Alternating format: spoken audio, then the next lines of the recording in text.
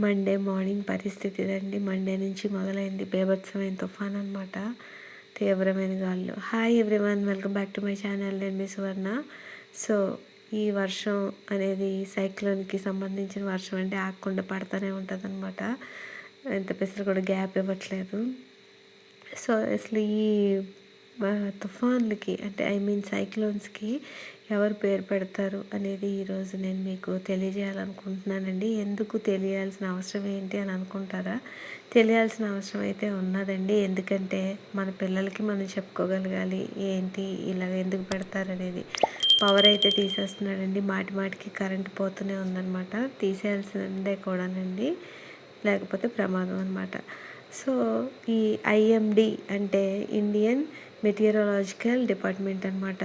అది ఈ పేర్లు అనేది నిర్ణయిస్తూ ఉంటుంది అనమాట. ప్రపంచవ్యాప్తంగా 6 వెదర్ కేంద్రాలు అనేవి ఉంటాయన్నమాట. సో ఇక్కడ తోటకూర అనేది ఎలా శుభ్రం చేయాలి, ఇదేంటి అని చెప్తానండి. ఈ రైనీ సీజన్లో తోటకూర చాలా ఫ్రెష్గా ఉంటుందని చెప్పేసి అందరు తెచ్చుకుంటూ ఉంటారు. తెచ్చుకోవాలి, తినాలి, ఖచ్చితంగా మంచిదండి కంటికి. కాకపోతే దాన్ని శుభ్రం చేసే విధానం కూడా చాలా ఇంపార్టెంట్ అండి. వాళ్ళు మట్టి ఎంత కడిగేసి ఇచ్చినా మనం ఇంటి దగ్గర చాలా చాలా శుభ్రం అనేది చేసుకోవాలన్నమాట. ఎంతవరకు చాలామంది ఏంటంటే లీవ్స్ ఒక్కటే కట్ చేసేసి తినేస్తూ ఉంటారు వంట చేసుకొని. కానీ అలా కాదండి, స్టెమ్ కూడా యూజ్ చేయాలండి. వాళ్ళు ఎక్కడి వరకు అయితే కట్టు కడతారు కదా చిన్న రోప్ తోటి, అంతవరకు స్టెమ్ పీకేసి మిగతా స్టెమ్ని ఖచ్చితంగా యూటిలైజ్ చేసుకుంటే మనం అది మంచి పోషకాలు ఫైబర్ కూడా అందుతుందండి. నెక్స్ట్ ఇది కట్ చేసేసుకున్న తర్వాత ఆకులు ఏమైనా పాడైపోయిన ఆకులు కూడా ముందే తీసేయాలండి.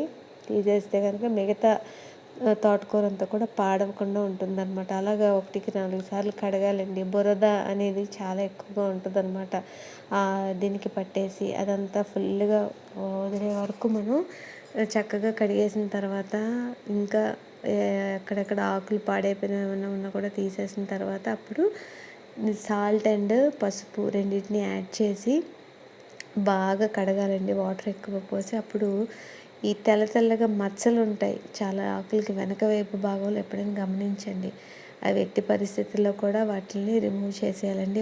అవి ఏంటంటే ఈ ఇన్సెక్ట్స్ తాలూకా లార్వాస్ అండ్ గుడ్లు అనమాట. అవి అవి అవి పురుగులు పెట్టే ఎగ్స్ అనమాట. అవి చాలా ప్రమాదం మనకి ఇంటెస్టైన్లోకి వెళ్తే కనుక. సో అవి కూడా రిమూవ్ చేసేయాలండి. సో అవి 1కి 2 సార్లు కట్ చేసేసిన తర్వాత ఎప్పుడు ఆకుకూరలు కడక్కండి. ఆ స్టెమ్స్తో ఉంటుండగానే శుభ్రంగా కడిగేసిన తర్వాత ఇలాగా వాటర్ అంతా కూడా ఇదైనాక చేసేసి అప్పుడు కట్ చేసి వండండి.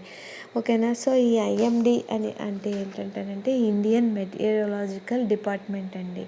ఆ మెటీరియలాజికల్ డిపార్ట్మెంట్ ఏంటంటే పేర్లు అనేది నిర్ణయిస్తుందని చెప్పాను కదా.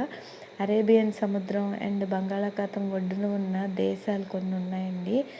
13 దేశాలు. 13 దేశాలు అనేవి వాటికి సభ్యత్వం అనేది ఉన్నదన్నమాట. ఆ సభ్యత్వం అనేది ఏంటి, ఆల్ఫాబెటికల్ ఆర్డర్లో ఉంటుందన్నమాట. ప్రతి ఒక్క తుఫాన్ని ఎందుకండి పేరు పెట్టాలనుకుంటారు? పేరు ఎందుకు పెట్టాలి అంటే వాతావరణం అనేది ఎప్పుడూ ఒకలాగే ఉండదండి. ఒకే విధంగా సైక్లోన్స్ అనేవి రావన్నమాట. డిఫరెంట్ స్పీడ్ తోటి వాటితోటి వస్తాయన్నమాట. ఇదంతా చూసారా? బాల్కనీకి మీరు కూడా ఎలా కావాలంటే చేయండి. ఎందుకంటే ఎక్కువ జల్లు కొట్టేసిందంటే మెయిన్ ఎంట్రన్స్ డోర్స్ అనేవి బాగా పాడవుతూ ఉంటాయి అన్నమాట. నేను ఇవి ఆన్లైన్లో తెప్పించాను. 9 feet కర్టెన్స్ అనమాట. దగ్గర 4 years అవుతుందన్నమాట. 3 years దాటిపోయింది, సారీ. అవి ఏంటంటే మనకి ప్రొటెక్షన్ అనేది ఇస్తుందండి. ఎక్కువగా చెమ్మ అనేది మెయిన్ డోర్కి అంటేస్తే చెక్క కదా పాడవుతుంది. అందుకని వర్షం ఎక్కువగా ఉండేటప్పుడు ఇలా వేసేస్తామన్నమాట. సో ఈ 13 దేశాలు ఏంటంటే మెటీరియలాజికల్ డిపార్ట్మెంట్ చెప్పిన దాన్ని బట్టి ఏ దేశం ఎప్పుడైతే ఆల్ఫాబెటికల్ ఆర్డర్లో ఒక్కొక్క దేశం ఒక్కొక్కసారి పేరు పెట్టాల్సి ఉంటుందండి. ఈ తుఫాన్లు ఎందుకు పేర్లు పెట్టాలని అన్నాను కదా. ఆ తీవ్రత అనేది, ప్రాణ నష్టం, ఆస్తి నష్టం అనేది జరిగేటప్పుడు మనకి గుర్తుండదు సమంగా. ఈ తుఫాన్ వల్ల ఎంత ప్రాబ్లమా, ఆ తుఫాన్ వల్ల ఎంత ప్రాబ్లమా అని చెప్పేసి ఈ పేర్లు పెట్టేశారనుకోండి, ఫలానా తుఫాన్ వల్ల ఎంత ప్రాబ్లము అలా వస్తుంది కాబట్టి మనం జాగ్రత్తగా ఉండాలి అని చెప్పేసి వాళ్ళు ఈ పేర్లు పెట్టడం అంటూ జరుగుతుంటుంది అనమాట. సో ఈసారి మనకు వచ్చిన తుఫాన్ పేరు ఎవరు పెట్టారండి? థాయిలాండ్ వాళ్ళు పెట్టారండి. మొంతా అట దాని పేరు. మొంతా అంటే వాళ్ళ భాషలో ఏంటంటే అందమైన పువ్వులాగా ఉండే ఒక సైక్లోన్ అయ్యి ఉంది కదా, ఫామ్ అయ్యింది.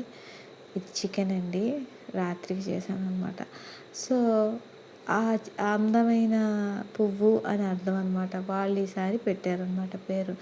అలాగా మనం తెలుసుకోవడం వల్ల ఏంటంటేనండి, ఏదైనా ఒక తుఫాన్ పేరు రాగానే ఓహో అప్పుడు ఇలా వచ్చింది కదా, అందువల్ల ఇంత ప్రాబ్లం జరిగింది, సో దాని తాలూకా నష్టం నివారించడానికి మనం ఏమైనా చర్యలు తీసుకోవాలి అని ఒకది అనమాట. సో ఈవినింగ్ కూడా అస్సలు తెరిపినివ్వలేదండి. వాతావరణం చూశారు కదా, వాటర్ అంతా పట్టేసుకోవాలండి. ఎప్పుడైనా సరే మనం చాలా వరకు వాటర్ మంచినీళ్ళనన్నిటిని పట్టుకొని ఉంచుకోవాలి. కరెంట్ అనేది ఎప్పటికప్పుడు తీసేస్తారు. హుదూద్ టైం అప్పుడైతే చాలా రోజులు కరెంట్ అనేది లేదండి వాటర్కి.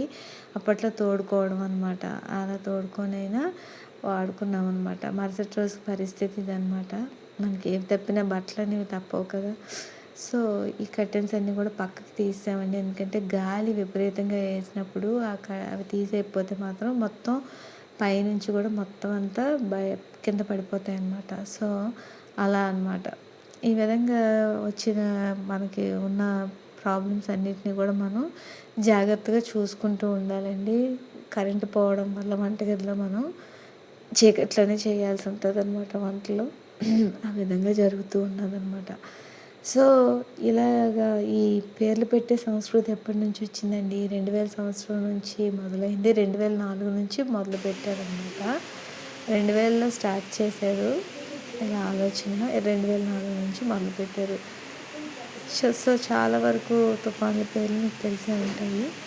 సో ఇక్కడ చూడండి, ఒరిజినల్ ఇది ఇస్తాను.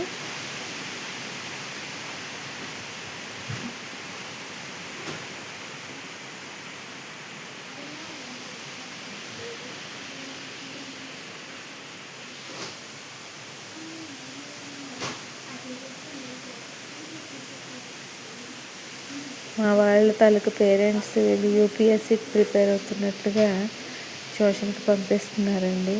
అయినా సరే పిల్లలు చక్కగా కూర్చొని చదువుతున్నారనమాట. ఇలాగ ఫంక్షన్ ఒకటండి. ఇందులోనే సరదాగా సందడిగా తిరగాల్సిన అవసరం అయితే ఉందని, కానీ పట్టు చీరలు కట్టుకునేంత సీన్ అయితే లేదండి. బురదలో వెళ్ళడం అనమాట. ఏంటి ఎక్కడ ఏ బురద నీరు మీద పడుతుందో తెలియదు. అందుకని డ్రెస్ వేసుకొని బయలుదేరి వెళ్ళి నార్మల్గా చక్కగా ఎంజాయ్ చేసి వచ్చేసామన్నమాట. ఈవినింగ్ అయ్యేటప్పటికి ఇదిగోండి చూసారా ఎలా ఉందో. చాలా దారుణంగా మళ్ళీ కమ్మేసింది. ఎంత పెద్ద వర్షం పడుతుందో చెప్పలేము.